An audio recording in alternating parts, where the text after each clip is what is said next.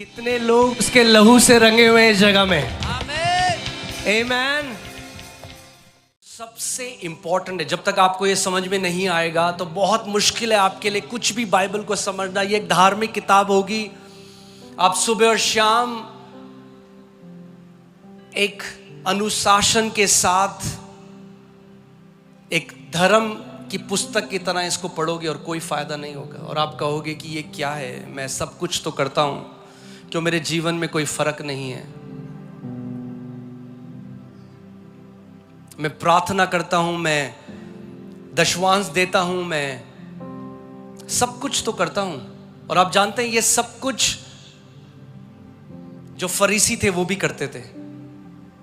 जो फरीसी लोग थे वो उपवास करते थे हफ्ते में 3 बारी, बिना फेल, बिना रुके हफ्ते में 3 बारी उपवास करते थे। यीशु मसीह ने कहा वो जीरे का, सौंफ का, इनका भी दशवांश देते थे, मगर परमेश्वर को नहीं जानते थे।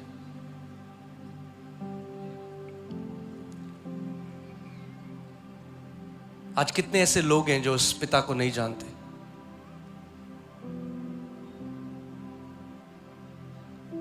और यीशु मसीह उस पिता को प्रकट करने के लिए आया। मत्ती 11:27 में उसने कहा कोई पिता को नहीं जानता सिवाय पुत्र के, और जिस पर पुत्र उस पिता को प्रकट करे। अगर आप इस सत्य को नहीं जाने, यीशु कुछ ऐसे यहूदियों से बात कर रहा है जब उसके ऊपर विश्वास करने लगे, वो यीशु के ऊपर विश्वास करने लगे। जैसे आप में से कई लोग यहां पर यीशु पर विश्वास करते हैं। वो हमें कोई नया धर्म देने के लिए नहीं, हमें धर्म के हर एक बंधन से आजाद करने के लिए आया। उसने कहा जिसको पुत्र स्वतंत्र करता है, सच में वो व्यक्ति स्वतंत्र है। आमीन। सो सबसे बड़ा प्रकाशन अगर आपको कभी मिल सकता है, अगर हमें कभी मिल सकता है परमेश्वर से, तो वो ये है कि परमेश्वर हम में से हर एक को कितना बेइंतहा प्रेम करता है। और इसी कारण परमेश्वर ने अपने पुत्र को इस जगत पे भेजा। आमीन। मगर इससे पहले मैं इस मैसेज में जाऊं, मैं आपको एक तस्वीर दिखाना चाहता हूं, एक पेंटिंग दिखाना चाहता हूं। अगर टीम उसको डाल दे स्क्रीन में। और ये जो पेंटिंग है, आप ये पेंटिंग देख सकते हैं। ये पॉल गॉन्गिन करके एक व्यक्ति है, उन्होंने ये पेंटिंग बनाई जिसका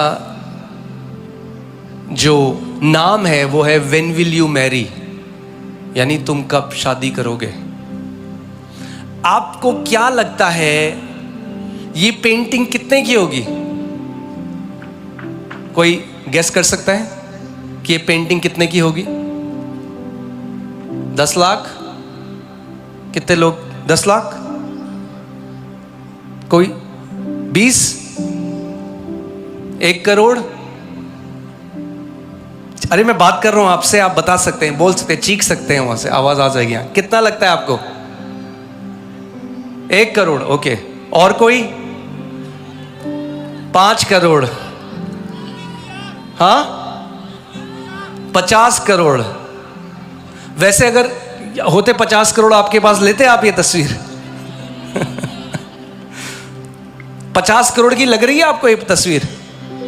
हाँ, नहीं लग रही ना। ये तस्वीर है $210 मिलियन की, जो है 1760 करोड़ रुपए। 1760 करोड़ रुपए की ये पेंटिंग है। और कतरी एक जो फैमिली है, जो कतर से जो रॉयल फैमिली है, उन्होंने ये पेंटिंग ली है। क्यों आपको लगता है उन्होंने 1760 करोड़ इस पेंटिंग के लिए दिए? क्योंकि उन्होंने इसके अंदर एक वैल्यू, एक कीमत को देखा। और क्योंकि उन्होंने इस पेंटिंग की इतनी बड़ी कीमत को देखा, इसीलिए उस कीमत को चुकाना भी चाहा आपको पैसा वेस्ट लगेगा, उनको पैसा वेस्ट नहीं लगा, क्योंकि वो जानते हैं कि ये जो पेंटिंग है वो बहुत कीमती है और आज दुनिया की दूसरी सबसे महंगी पेंटिंग है। क्योंकि किसी भी चीज का दाम पता लगता है उसकी कीमत जो दी जाती है। आप जानते हैं जब परमेश्वर को आपको पाना था तो क्या कीमत उसने आपकी चुका दी। उसने अपने पुत्र को आपके लिए भेजा और उस पुत्र प्रभु यीशु मसीह ने अपने लहू का हर एक बूंद आपके लिए बहा दिया। और परमेश्वर का वचन कहता है कि तुम जो मोल लिए गए हो वो नाशवान सोने और चांदी से नहीं मगर प्रभु यीशु मसीह के लहू से खरीदे गए हो। इसीलिए मैं आपको कहता हूं, आप में से हर एक व्यक्ति जो यहां पर मौजूद है वो कीमती है, क्योंकि परमेश्वर ने एक बड़ी कीमत आप सबके लिए चुकाई है। मेरे पीछे बोलो, मैं कीमती हूं, परमेश्वर मुझसे प्रेम करते हैं।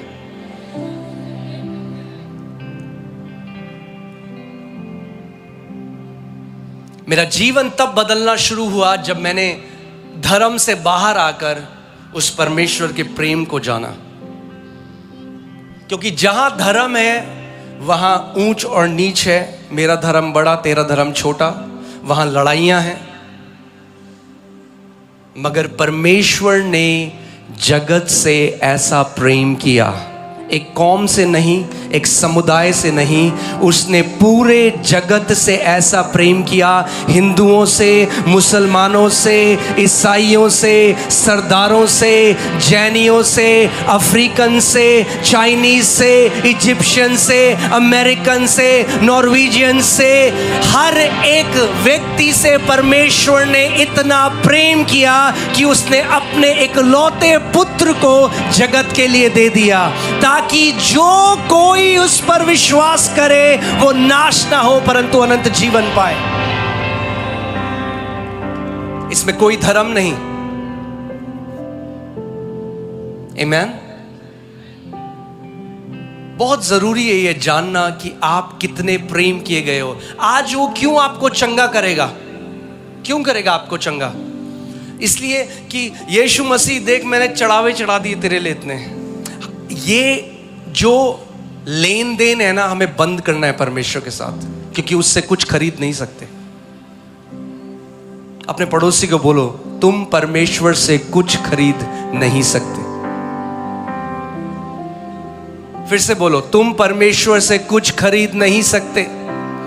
जो बाइबल कहती है हर एक उत्तम दान और वरदान, हर एक उत्तम दान यानी गिफ्ट वो होता है जिसके लिए आपको कीमत चुकानी नहीं पड़ती। अगर आपको कीमत चुकानी पड़े तो फिर वो गिफ्ट नहीं रहा, वो मजदूरी है। उद्धार हमें मजदूरी करके नहीं मिला। बाइबल कहती है उद्धार परमेश्वर का दान है और उसने सेत मेत में हमें दिया है। आमीन। मैं आपको बता रहा हूं, आपका प्रार्थना करने का तरीका बदल जाएगा, आपका वचन को पढ़ने का तरीका बदल जाएगा। आप एक जयवंत योद्धा की तरह जीने लग जाओगे। जिस दिन आपको पता लग गया कि स्वर्गों और पृथ्वियों को बनाने वाला, इन करोड़ों नक्षत्रों को बनाने वाला वो परमेश्वर आज मेरा पिता है, वो मुझे बेटा और बेटी कहता है। क्योंकि वचन यूहन्ना 1:12 में लिखा है, जितनों ने उसे ग्रहण किया परमेश्वर ने उन्हें अपनी संतान होने का अधिकार दिया। वे जो मांस और लहू से, मनुष्य की इच्छा से नहीं परंतु परमेश्वर से उत्पन्न हुए हैं। आमीन। हालेलुया। आप आज बदल के घर जा रहे हो। बहुत सारी कहानियां परमेश्वर जगह में बदल रहा है यीशु के नाम में।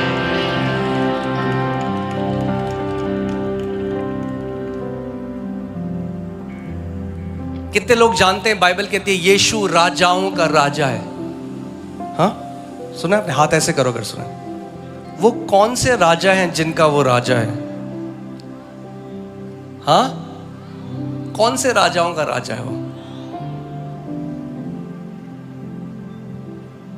प्रकाशित वाक्य 1:5-5-10 में लिखा है कि अब उसने हमें राजा और याजक बना दिया है। और आप जानते हैं राजा कभी भीख नहीं मांगते। अगर आपको आज ये प्रकाशन मिल गया कि आप कौन हो, आप कभी उस पिता से भीख नहीं मांगोगे। क्या यहाँ पे कितने लोगों के बच्चे हैं इस जगह में? मुझे हाथ दिखाइए अगर आपके बच्चे हैं। क्या आपके बच्चों को कभी भीख मांगनी पड़ी आपसे रोटी के लिए?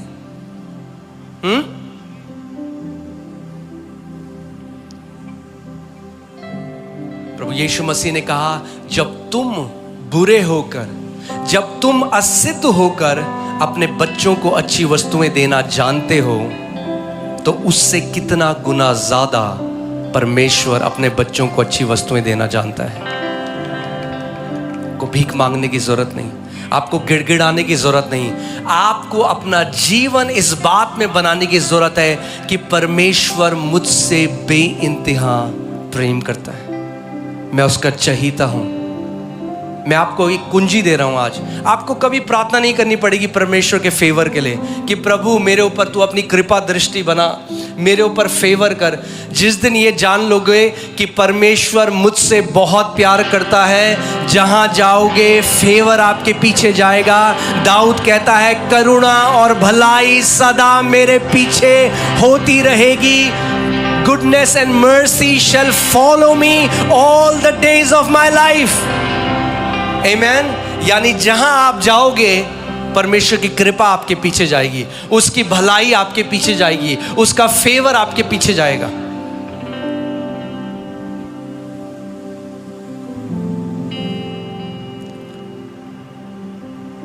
Amen. कितने लोगों ने यहां पे उड़ाऊ पुत्र के बारे में सुना है? वो उड़ाऊ पुत्र पिता से दूर चला गया। आज कितने लोग हैं जो ईसाई हैं मगर परमेश्वर से दूर हैं। केवल क्योंकि आपका नाम जॉन, डेविड ये है, इसका मतलब ये नहीं आप परमेश्वर के करीब हो। उसका आपके नाम से कोई लेना देना नहीं। ये धर्म के बारे में नहीं है, ये एक रिश्ते के बारे में है। आपने सुना मैंने क्या कहा? ये धर्म के बारे में नहीं है, ये एक रिश्ते के बारे में है।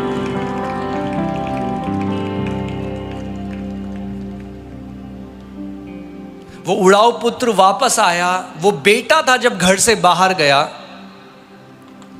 और आज कितने सारे बेटे हैं जो बाहर हैं, और अगर आप मेरी आवाज सुन रहे हैं और आप उस परमेश्वर से दूर हैं, वो आज भी आपका इंतजार कर रहा है। बाहें फैलाए, आपको केवल पलट कर उसके पास जाना है। जिस दिन वो बेटा घर वापस गया, उसका पिता उसका इंतजार कर रहा था बाहें फैला के। उसने कहा, पिता मैं अब इस लायक नहीं रहा कि तेरा बेटा कहलाऊं, तू मुझे एक अपने नौकर की तरह अपने घर में रख ले।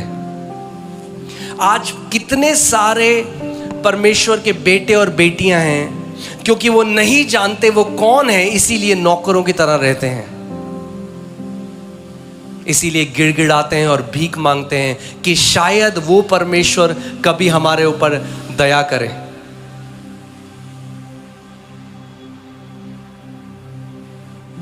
मगर जैसे मैंने आपको कहा था कि जब आप अपनी कीमत जान जाओगे, जब आप उस क्रूस को देखते हो, वो क्रूस बताता है आपको कि आपकी कीमत कितनी बड़ी है। सोचो इस बात को, जब मानव जाति पाप में पड़ गई, परमेश्वर सबको खत्म करके एक नई, वो तो सृजनहार है, वो नया कर सकता था। आपने देखा है कितने माँ बाप हैं, उनके बच्चे बीमार हैं। कई ऐसे हैं जो बच्चे बोल नहीं सकते, बेड में हैं, मगर तब भी वो सालों तक माँ बाप उस बच्चे की सेवा करते हैं। उनको पता है ये बोलता नहीं, उनको पता है इस बच्चे से मुझे कुछ नहीं मिलेगा, ये हमें कुछ नहीं दे सकता, ये बोल नहीं सकता। उसकी पॉटी साफ करते हैं, उसको नहलाते हैं, उसको खिलाते हैं, वो बेड में है सालों तक। कहां से आए ये प्रेम हमारे अंदर? वो अपने बच्चे को छोड़ेंगे नहीं। जब तक कर सकते हैं उसकी सेवा करेंगे, बेस्ट करेंगे उसके लिए। उससे करोड़ों गुना बड़ा परमेश्वर का वो प्रेम है जो आपके और मेरे लिए है। वो कहता है, देख ना मैं तुझे कभी छोड़ूंगा, ना मैं कभी तुझे त्यागूंगा, इस जगत के अंत तक मैं सदा तेरे साथ रहूंगा।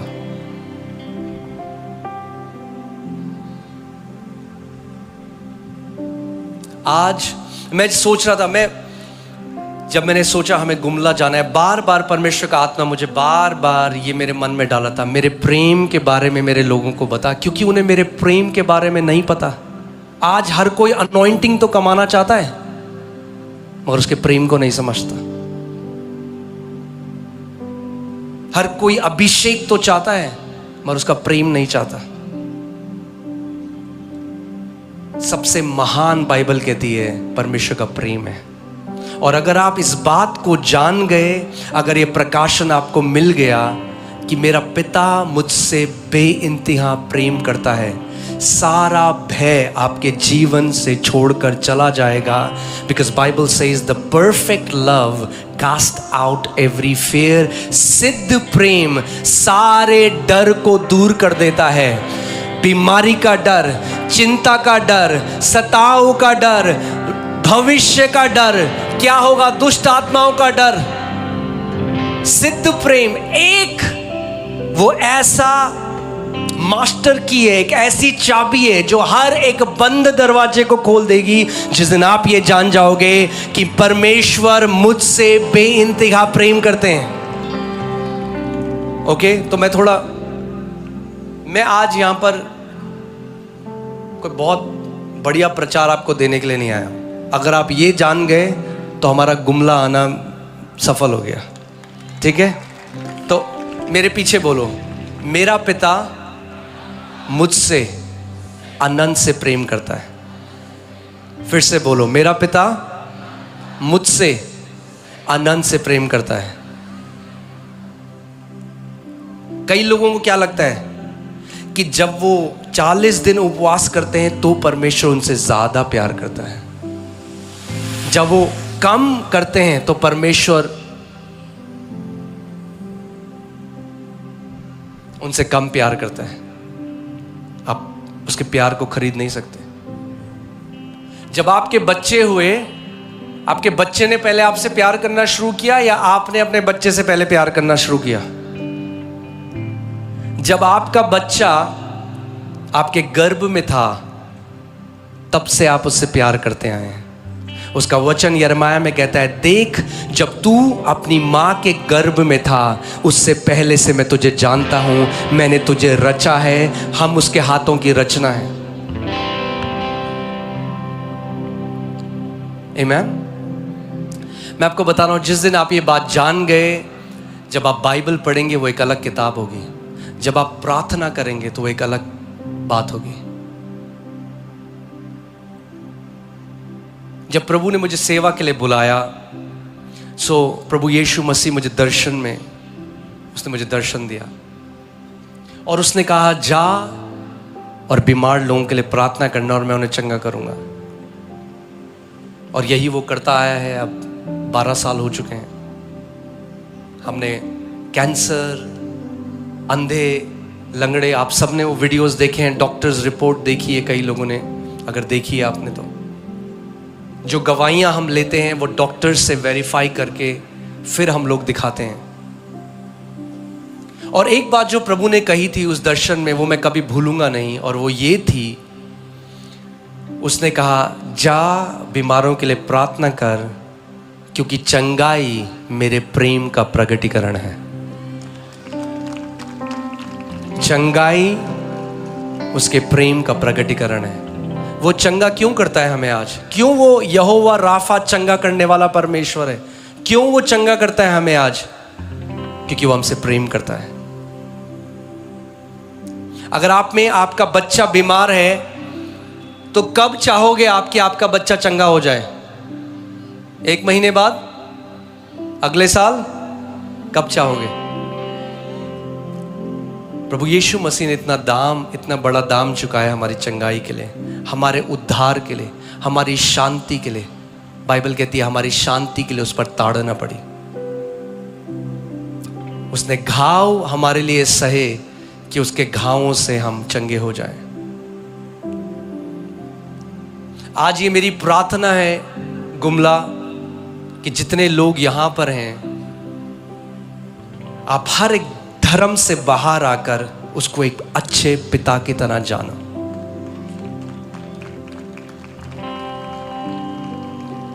और वो प्रकाशन पाके जाओ कि परमेश्वर एक अच्छा पिता है। बाइबल कहती है वो ज्योति है और उसके अंदर कोई भी अंधकार नहीं है।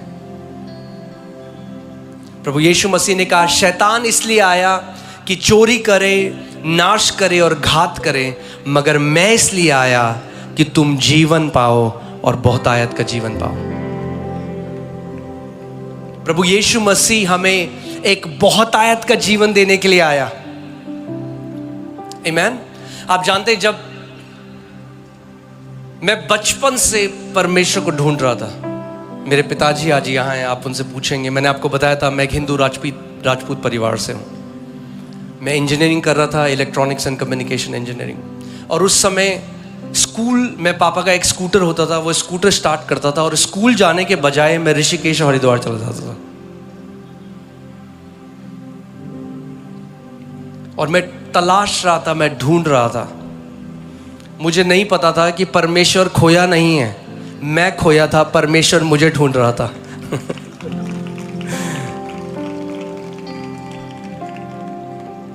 और जब मुझे एक परेशानी हुई, एक डिसऑर्डर हुआ, उस समय में मेरा साक्षात्कार प्रभु यीशु मसीह के साथ हुआ। और मुझे आज भी याद है एक घर था जहां पर कुछ लोग मिलते थे और वो जो व्यक्ति थे उनकी वाइफ को ब्लड कैंसर था और डॉक्टर ने कहा था कि आप तुम्हारे पास और कोई टाइम बचा नहीं है तो इसको घर ले जाओ। कोई हॉस्पिटल उनको नहीं ले रहा था तो एक हॉस्पिटल था, उसने उनको ले लिया। और वहाँ पर कुछ लोग आए, बड़े साधारण दिखने वाले लोग। उन्होंने कहा कि क्या हम आपकी पत्नी के लिए प्रार्थना कर सकते हैं? उन्होंने कहा हाँ प्रार्थना कर दीजिए। तो प्रार्थना उन्होंने करी और वो वापस आ गए। उस रात को जो वो स्त्री है उसको एक सपना आया और उसने सपने में खुला स्वर्ग देखा और देखा कि एक ज्योति उसके ऊपर आ रही है और उसने देखा कि उसके शरीर के ऊपर एक जंगली जानवर जो हैं वो चल रहे हैं और वो सारे भाग गए। वो सुबह उठ के अपने पति को बोलने लगी कि मुझे लगता है मैं चंगी हो गई। 3 महीने उनको दिए थे, तो बार बार अपने पति को बोलती कि मुझे लगता है मैं चंगी हो गई, मुझे लगता है मैं चंगी हो गई। जब डॉक्टर्स ने उनका बोन मैरो चेक किया तो जो उनके शरीर ने उनके ब्लड सेल्स बनाने बंद कर दिए थे, उनके शरीर ने वापस ब्लड सेल बनाने शुरू कर दिए। और इस बात को आज 45 साल हो चुके हैं और कुछ महीनों पहले मैं वापस उन आंटी से मिलकर आया। वो आज भी जिंदा हैं 45 साल बाद, क्योंकि जो मनुष्य के लिए असंभव है वो परमेश्वर के लिए संभव है। और वो एक टीचर थे, सॉरी वो जो आंटी है वो टीचर थी, उनके हस्बैंड की एक टूर कंपनी थी और वो दोनों फिर प्रभु की सेवा करने लगे। और मैं उनके घर में जाता था। जब मैं उनके घर गया तो पहली बार मैं ऐसी एक मीटिंग में गया जहां लोग प्रभु यीशु मसीह की आराधना कर रहे थे। और जैसे ही मैं उस कमरे के अंदर गया मैं फूट फूट के रोने लगा।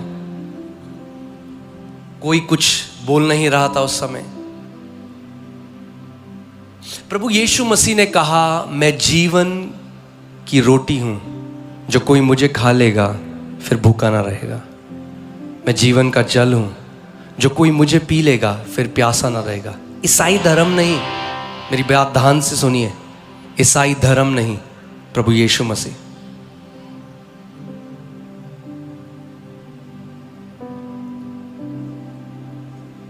और मैं जब वहां गया तो वहां पहला जो वचन मैंने सुना वो परमेश्वर के प्रेम के बारे में था, कि परमेश्वर प्रेम है।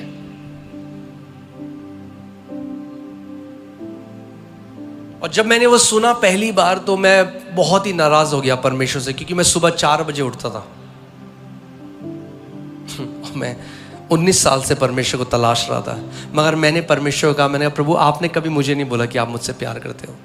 तो मैं वहां से वापस आया, उस घर से वापस आया, मैं छत में गया और छत में जाके मैं आसमान की तरफ देख रहा हूं और अंदर से उस डेस्परेशन में मैंने कहा कि प्रभु क्या आप सच में मुझसे प्यार करते हो? क्या आप मुझसे भी प्यार करते हो? और अगर करते हो तो मुझे बताओ आप मुझसे कितना प्यार करते हो। और मैं अपने कमरे में वापस आ गया, और जब मैं अपने कमरे में वापस आया तो मेरे कमरे में एक आवाज जैसे गूंजी। मुझे नहीं पता वो ऑडिबल थी, औरों को वो सुनाई देती या नहीं सुनाई देती। मेरे लिए वो बहुत ऑडिबल थी या जो सुनी जा सकती थी। और उस आवाज ने कहा, रीड यिर्मयाह 31:3, यिर्मयाह 31:3 को पढ़। मैंने परमेश्वर से 2 सवाल पूछे थे, क्या आप सच में मुझसे प्रेम करते हो? अगर आप करते हो तो मुझे बताओ आप मुझसे कितना प्रेम करते हो। और जब वो आए, और मेरे पास तब तक बाइबल मैंने कभी अपनी लाइफ में नहीं पढ़ी थी। आप जानते हैं ये क्यों परमेश्वर का वचन है? क्योंकि परमेश्वर के वचन ने मुझसे तब बात करी जब मैंने इसको पढ़ा नहीं था। ये जीवित परमेश्वर का वचन है, ये कोई धार्मिक पुस्तक नहीं है। और जब मैंने पढ़ा उसमें तो लिखा था, यहोवा ने मुझे दूर से दर्शन देकर, मैं तुझसे सदा प्रेम रखता आया हूं और इसी कारण मैंने तुझ पर अपनी करुणा बनाए रखी है। तब मुझे समझ में आया, मैं तो उसे अब जानना मैंने शुरू किया है, मगर वो तो मेरे एक एक श्वास को, वो मुझे बनाने वाला है। जब मैं अपनी माँ के गर्भ में था, जब मेरे माता पिता मुझे नहीं जानते थे, वो मुझे जानता था। जब आपके माता पिता आपको नहीं जानते थे, वो आपको जानता था।